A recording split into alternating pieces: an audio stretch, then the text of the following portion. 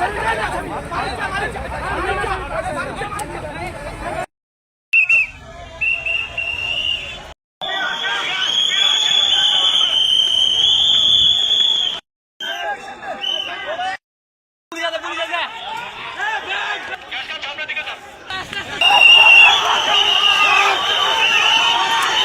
ঘটনার স্থিতিতে ছিলাম, যে শিশু ধর্ষণের কথা বলা হচ্ছিল, ওই ব্যাপারটা আমরা পরে কথা বলি।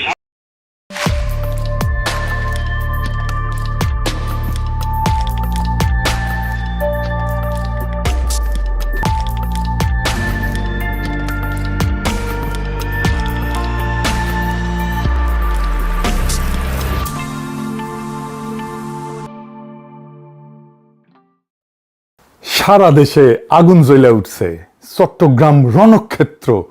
কারণ একের পর এক শিশু ধর্ষণের খবর আসতেছে। গত 7 দিনে 5 জন শিশু, মিরপুরে 7 বছরের একজন, সিলেটে 4 বছরের, ঠাকুরগাঁয়ে 4 বছরের, মুন্সিগঞ্জে 10 বছরের, চট্টগ্রামে 4 বছরের, সবাইকে ধর্ষণ করা হয়েছে। নির্মমভাবে রামিসাকে হত্যা করা হয়েছে। 2019 থেকে 2021 এই 3 বছর আইন এবং সালিশ কেন্দ্রের হিসাবেই প্রায় 2778 জন শিশু ধর্ষণের শিকার, যা গত 10 বছরের মোট সংখ্যার প্রায় অর্ধেক। 2020-এ 1018 জন শিশু ধর্ষণের শিকার হয়েছিল হাসিনার আমলেই। আমরা তো 5 জন দেখে হাহাকার করতেছি, তাই না? দেখেন কত কত সংখ্যায় ধর্ষিত হয়েছে। তার মানে ধরেন প্রায় প্রত্যেক 2 দিনে 3 জন করে শিশু ধর্ষিত হইতেছে। ভিকটিমদের বয়স দেখলে স্তম্ভিত হয়ে যাইতে হয়। 49 ছিল 0 থেকে 6 বছরের, 94 জন ছিল 7 থেকে 12 বছরের। চিন্তা করতে পারেন, 103 জন কিশোরী। গত 10 বছরে অন্তত 318 জন শিশু ধর্ষণের পর হত্যার শিকার হয়েছে। হাসিনা মায়া কান্না করতেছে, ওর নাকি খুব কষ্ট হইতেছে, ওর আমলে সবচেয়ে বেশি হয়েছে। দেখেছেন, এইটার তো একটা সামাজিক রাজনৈতিক একটা কারণ আছে, কিন্তু একটা প্যাটার্ন দেখা যাচ্ছে। এই সবগুলো ঘটনা মিলে কিছুদিন ধরে কিছু ঘটনা ঘটতেছে। আমি এক এক করে আপনাদেরকে বলতেছি। শিলং সালাউদ্দিনের একেবারে মাটিতে হুতায় দিছে। দেখেন পাবলিকে ভুয়া ভুয়া করতেছে চারপাশে ঘিরে ধরে।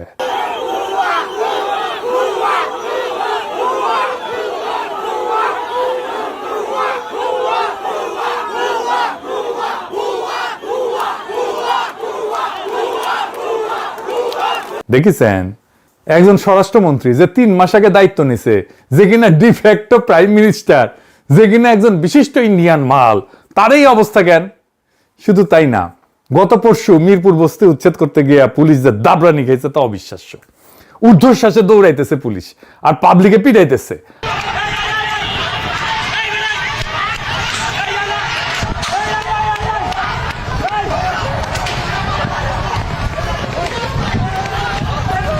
হাসিনার পুলিশ দাবরানি খাইছে 3 টার্মের পরে, আর বাংলার লুথার কিং এর পুলিশ দাবরানি খাইল 3 মাসের মধ্যে। রামিসার হত্যাকাণ্ডের বিচারের দাবিতে সারা দেশে হইতেছে বিক্ষোভ। দেখেছেন,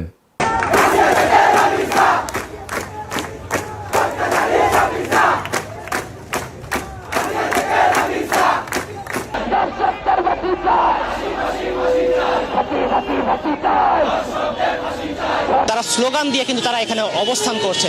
তাদের দাবি, তারা দ্রুত রামিসা হত্যার বিচার চাই। কারণ হচ্ছে এই ধরনের হত্যাকাণ্ড, এই ধরনের পাশবিক ধর্ষণের পর হত্যাকাণ্ড, এই ধরনের ঘটনার যদি দ্রুত বিচার না হয়, তাহলে এই ধরনের ঘটনা সারা দেশব্যাপী বিভিন্ন সময় বিভিন্ন জায়গায় ঘটতে থাকবে। যার কারণে তারা এই ঘটনার সুষ্ঠু তদন্ত করে এবং দ্রুত বিচার চায়। এর মধ্যে বাইট স্কুলের ছাত্ররা রণক্ষেত্র বানাইলো। দেখেন, চেয়ারম্যান অপমান করেছে এক ছাত্রীকে, সে ছাত্রী আত্মহত্যা করেছে। দেখেছেন কি অবস্থা করেছে চেয়ারম্যানের।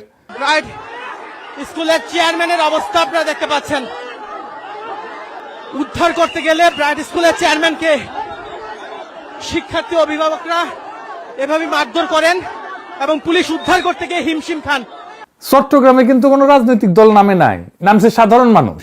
আমি খোঁজ নিয়ে জানছি, লীগের পোলাপান কিছু ঢুকিছিল এই চান্সে, ওরা তো চান্স নেবেই।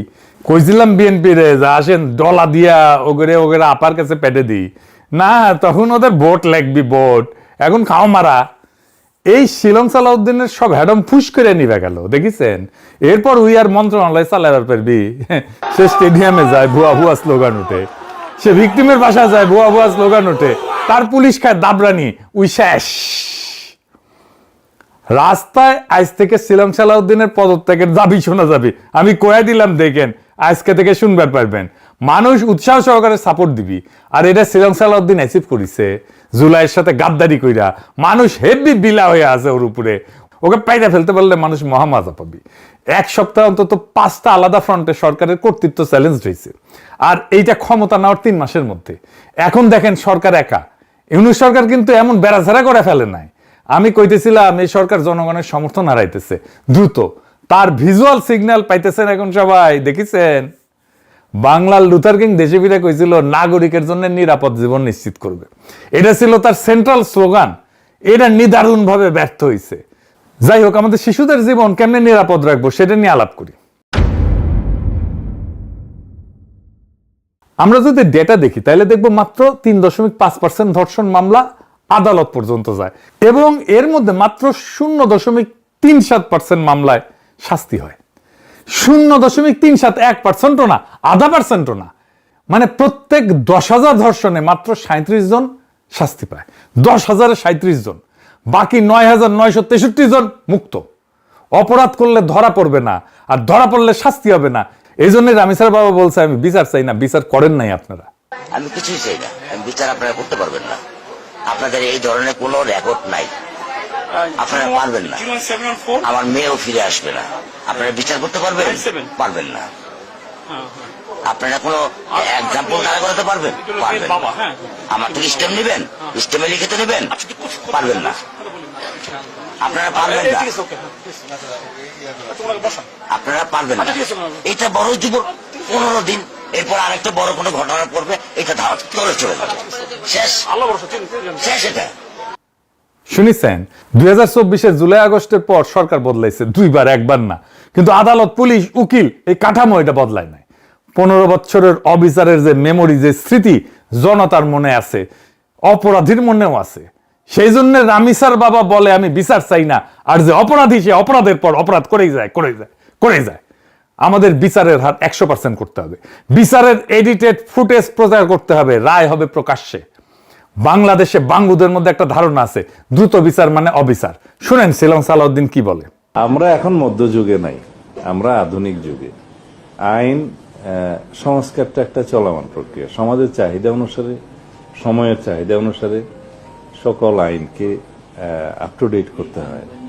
আবার কিছু কিছু ক্ষেত্রে এটাও চিন্তা করতে হয় যে খুব সংক্ষিপ্ত বিচারের মাধ্যমে আবার অবিচার করা হচ্ছে কিনা। শুনেছেন আমেরিকায় 6 মাসের মধ্যে অধিকাংশ বিচার সম্পন্ন হয় কেমনে? বাংলাদেশে কেন 5 থেকে 7 বছর লাগবে? আসিয়ার মৃত্যুর পর তদন্তের সময়সীমা 30 দিন থেকে কমায় 15 দিন করছে, এবং বিচার শেষ করার সময়সীমা 180 দিন থেকে কমায় 90 দিন করছে। 90 দিনের মধ্যে বিচার করতে হবে সবগুলো কেসের। মামলা কেন দেরি হয় জানেন? আসেন সেটা একটু দেখি। ফরেনসিক ক্যাপাসিটি সবচেয়ে জরুরি, এবং এটা নিয়ে কেউ কথা বলে না। বাংলাদেশের ন্যাশনাল লেভেলে একটাই ডিএনএ ল্যাব আছে, ঢাকা মেডিকেলের NFDPL।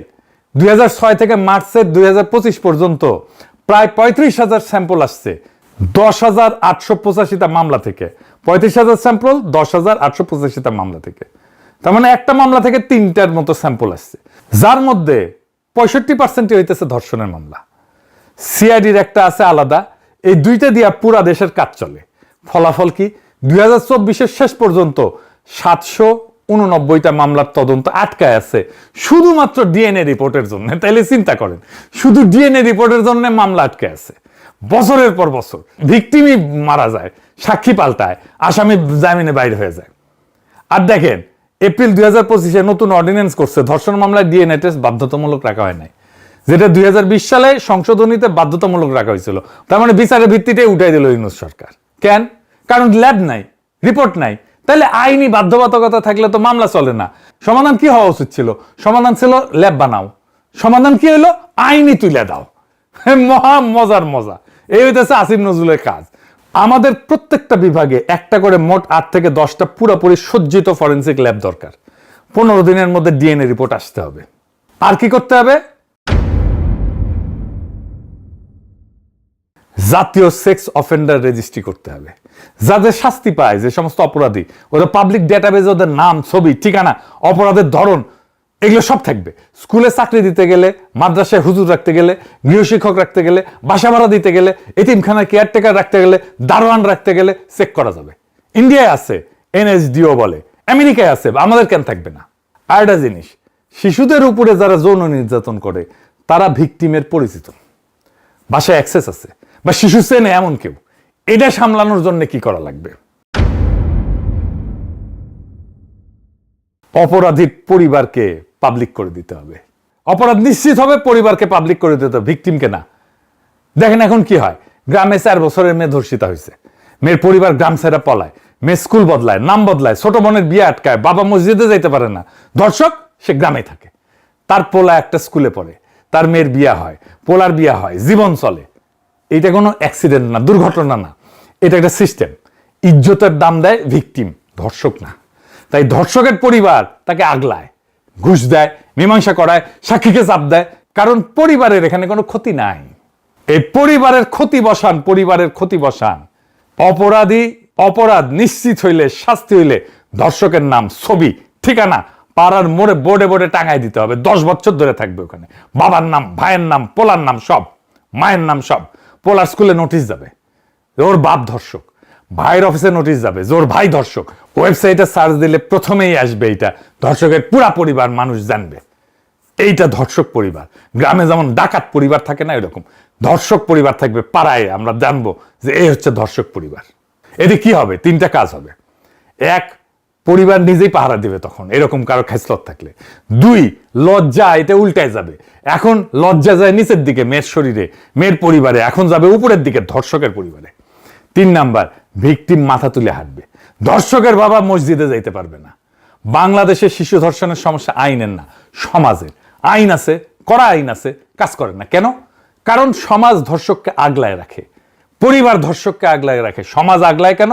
কারণ আগলানোয় সমাজের কোনো নিজের খরচা নাই তো, সমস্যা নাই তো, খরচা বসান ওইখানে। ধর্ষকের পরিবারকে ধরেন, বংশকে ধরেন, পাড়াকে ধরেন, সবাইকে দায়ী করেন। এটা কোনো নতুন বুদ্ধি না, এটা জুডোর প্র্যাকটিস। প্রতিপক্ষের জোরই প্রতিপক্ষের বিরুদ্ধে ফেরায় দেওয়া। এই সমাজের জোর কোথায়? সম্মান একলার না তো, গোটা বংশের। লজ্জা একলার না, গোটা পরিবারের। তাহলে অপরাধের দায় কালেকটিভ হোক। যেই সমাজে সব ভাগাভাগি, সেই সমাজের দায়ও ভাগাভাগি করতে হবে।